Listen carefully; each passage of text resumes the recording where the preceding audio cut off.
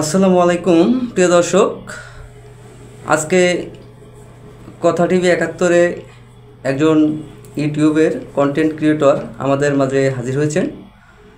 আমরা এখন তার সাথে কিছু কথা বলবো। জান্নাত জান্নাত জান্নাত জান্নাত মোটামুটি ভালো অভিনয় করে বর্তমানে। ২-৩টি মিউজিক ভিডিওর কাজ করছে মাঝে ইতিমধ্যে। তো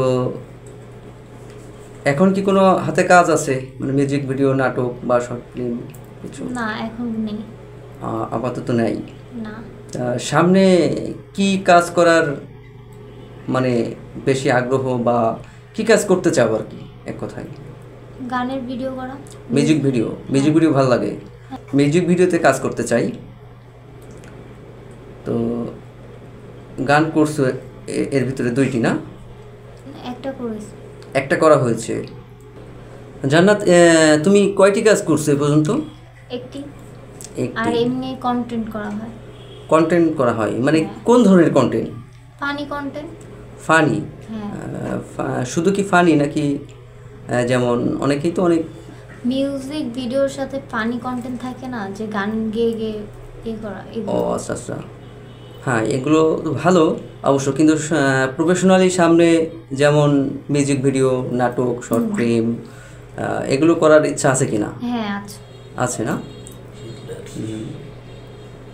পড়াশোনা চলতেছে? পড়াশোনা ইন্টার কমপ্লিট করছি, এখনো ভার্সিটিতে ভর্তি হইনি। আচ্ছা, পড়াশোনা করার ইচ্ছা আছে তো সামনে? হ্যাঁ আছে।